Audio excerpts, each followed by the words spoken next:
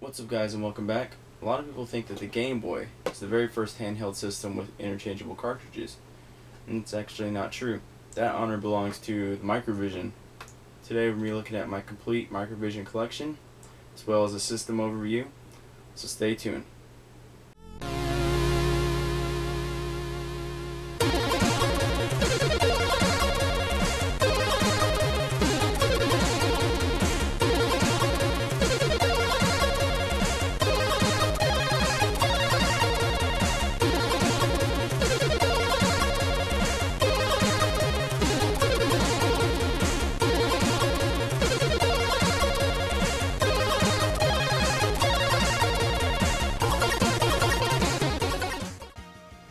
The Microvision was first released in 1979 by Milton Bradley, and it is the very first handheld video game system with interchangeable cartridges. These are actually what the cartridges look like. You actually take them off like this, and these are the cartridges themselves. This is the system itself, and you actually slide these in to the system, and that is how they fit on there. So each one of these games slides into the system itself. So this is the very first handheld system with interchangeable cartridges. Although the cartridges look weird, they are cartridges. This was released by Milton Bradley, and it was designed by J. Smith, who would go on to design the Vectrix in 1981, which is another fan favorite system. The Microvision was pretty popular in its first year, but there's some design flaws in the system itself that led to it not being very successful in its later years, and it only lasted about 2 years, from 1979 until 1981. Some of these problems include screen rot, which is basically impossible for your systems to last very long. There's very few systems today that actually are still working. The system itself will still work, just the screen just rots out, you can't see it anymore, and a lot of different things can cause this problem. Another problem is electrical shortage damage. Static electricity can short these systems out very easily, just from your hands or from your carpet. Anything like that can short out the system, so they're very sensitive to that kind of thing. So very few systems today aren't shorted out. You kind of have to keep it in a box and never mess with it for them to not be shorted out. Another thing that these systems are pretty prone to are keypad destruction right here. They're, as you can see, they're not actual buttons, they're actually pieces of plastic. So each cartridge right here has these little plastic overlays of buttons, and basically the more you play the games, the more they get ruined as you can dent them, just because they're not actual buttons. So this actually was a design flaw in the system too. These systems are somewhat hard to find nowadays, especially in the wild. I did find mine in the wild at a flea market for about 10 bucks with a couple games. You can find them on eBay, but as far as finding them in the wild, they are kind of hard to find. So they are a collector's item. Now here we have 11 games that released over the course of 1979 to 1981. There is another game, Barrage, that was just a prototype, and it's not really known to exist as far as I know. That's not even a prototype. And there also is a Super Blockbuster, which was only available in Europe. But all these other ones were the only ones released. So here we have Bowling, Mindbuster, it's kind of hard to find, Cosmic Hunter, which is another, probably the second hardest one to find, maybe the first, depending on who you ask. Here we have Sea Duel, which is actually still sealed. They came with these cardboard back covers when they were sealed. We have Pinball.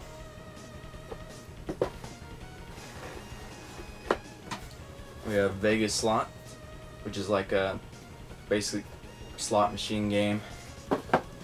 Baseball. The graphics on these are very primitive. It's usually Phaser Strike. Usually it's just a line shooting things. That's what Phaser Strike is. It's a line, and you're basically shooting ships. It's very primitive, and you know, you just gotta use your imagination for most of these things. Connect 4. most of the titles are self-explanatory. Another Vegas slots. And Alien Raiders, which might be the rarest game here. So here's how the games are packaged. As you can see, here's the cover art. Alien Raiders. Nice little cardboard box. Interchangeable cartridge for Microvision from Milton Bradley. Just take this off.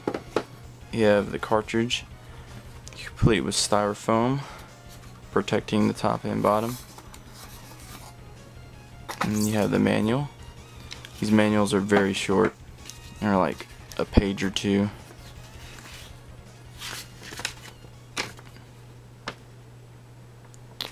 I guess this has a couple pages. And you have a 90-day limited warranty.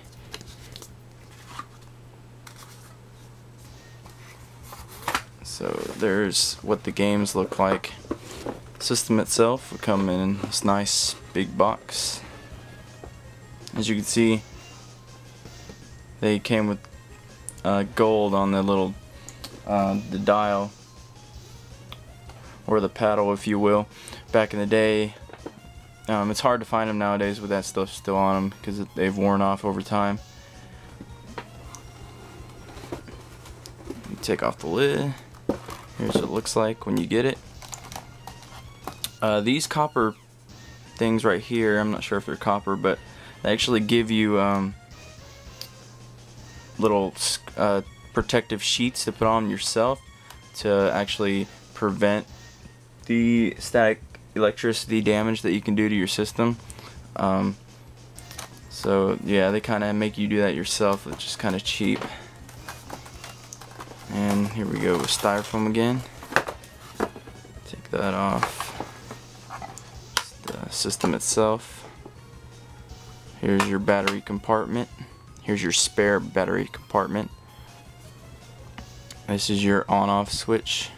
Here's your little paddle dial thing. Slide in your game.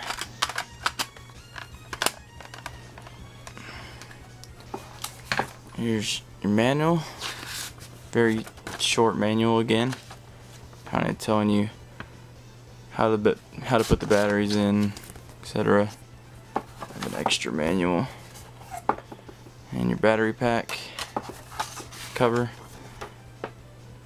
And your warranty. Yes, your warranty. So let's get into some gameplay.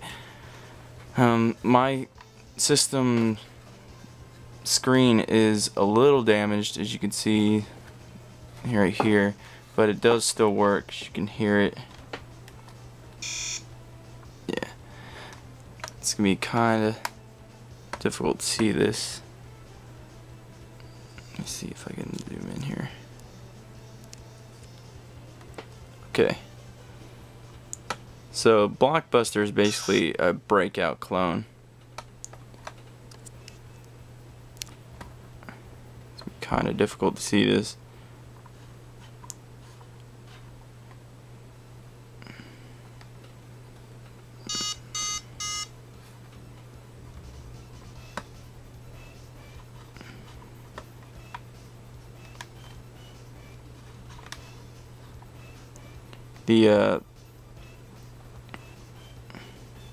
The paddle is very sensitive, and they're very old, so a lot of times they're not going to even work very well. But the little dial here is very sensitive, so even if you turn it a little bit, it'll go like shoot across the screen, as you can see. So it's very hard to show you on camera, but it's basically a breakout clone if you ever played Breakout. So here we have my complete Microvision collection. I do own 3 systems because I did buy a lot after I bought my initial one in the wild at a flea market. Altogether, I didn't pay that much really at all. It was less than like 50 bucks for the whole collection. It is pretty collectible, I guess you could say, because this is from the 70s and it is the first handheld video game system with interchangeable cartridges. not too hard to find, but if you want a complete collection, I recommend starting with the Microvision, because there's not many games to collect for, and it's very doable. If you want a complete collection, there's like 10 games here, so it's very doable. Along with the 32X, there's not a whole lot of games there either, so I definitely recommend the Microvision if you're looking to complete a complete collection. So that's it for this video, guys, and thanks for watching. Stay tuned for more videos. Remember to like me on Facebook and follow me on Twitter. Leave comments below and like this video if you enjoyed it. Thanks for watching, and I will catch you guys later.